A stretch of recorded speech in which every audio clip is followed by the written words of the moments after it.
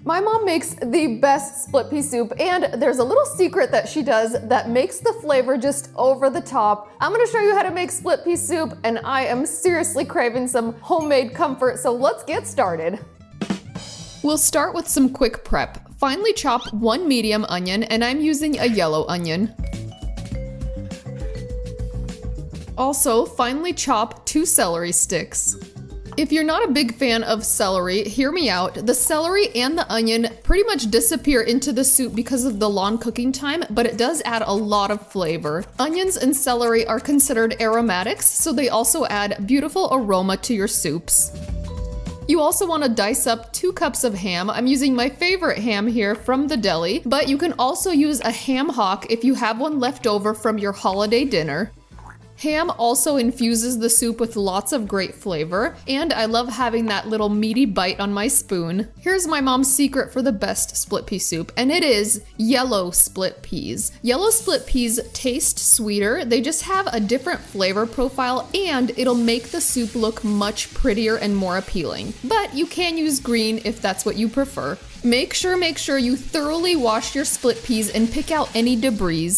I like my fine mesh colander for this task, and I will link to it in the notes. Now that we have things prepped and ready to go, it's time to hit the stove. Set a heavy soup pot or a Dutch oven over medium-high heat and add a tablespoon of olive oil. Use that to sauté your ham until it's golden brown.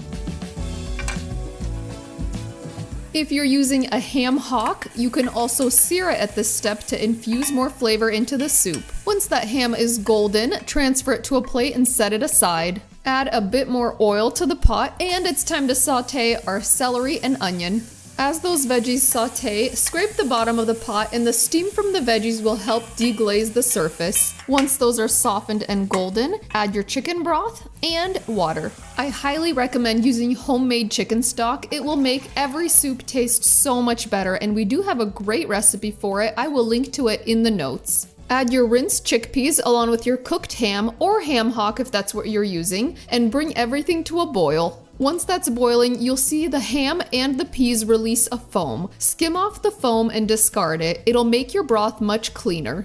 Now add the seasonings. We have some fresh thyme sprigs, and I just add the whole sprigs because the leaves come right off the stems and you don't have to fiddle with them. Also add a couple of bay leaves, some salt, and freshly cracked black pepper. Reduce the heat down to just barely a simmer, partially cover, and let that cook for an hour and a half. I do like to come back to it and stir occasionally as it cooks, and when it's done, you'll see the split peas are nearly dissolved. About 10 minutes before my timer is done, I do like to prep my potatoes and carrots. I'm using yellow or Yukon potatoes. You'll need about 5 medium potatoes, and I do prefer to peel them, but you can also leave the skins on. Also peel 2 medium carrots, and you're gonna slice those up into thin half rings. Chop your potatoes into bite-size, about 1/4-inch thick pieces. Add your potatoes and carrots to the soup pot, then bring it back to a boil. Keeping it at a low boil, partially cover and continue cooking for another 20 minutes or until your veggies are fork tender.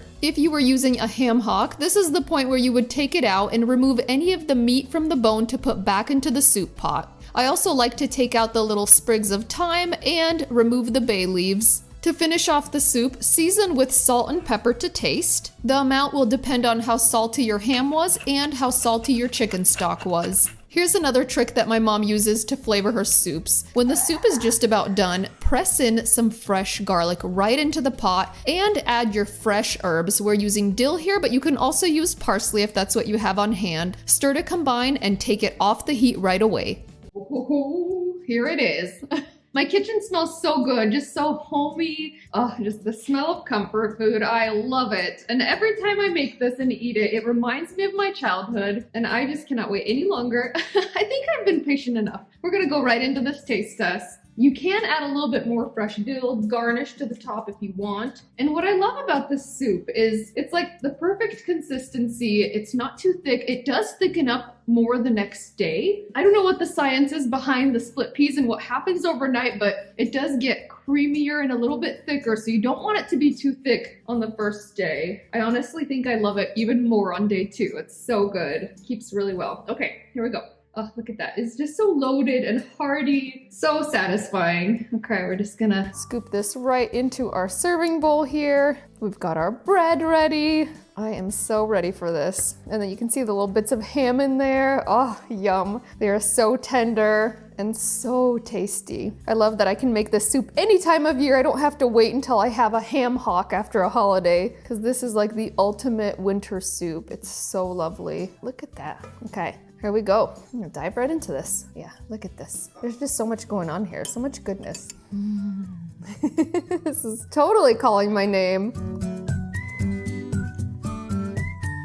Oh. And I used a Black Forest ham here, so there's like these subtle smoky notes. It's so satisfying, I love it. You can really use whatever kind of ham you love best or whatever you have on hand. This is so good, I have to have another bite. I mean, I've been waiting for this. Really, the star here is the split peas. And also notice just how beautiful the soup is, like that beautiful, rich, golden color. That's part of why I love using the yellow split peas. And I think my mom is brilliant for this because the color is so pretty. Like, my kids won't eat a green soup. I mean, it's a struggle, but this is just so inviting. It's pretty, it also tastes better. Yellow split peas are just superior for split pea soup, I think. I hope you guys give that a try. This is so tasty. It's really a simple and humble soup, but has so much rich flavor between the thyme and the dill and the garlic, and then pressing in the garlic at the end like that. It really will make your soup. Try it. Most people just saute the garlic up front, but adding it at the end like that fresh is next level. It gives you that really good, like, fresh garlic punch without being overpowering. All right, I am gonna go, sorry.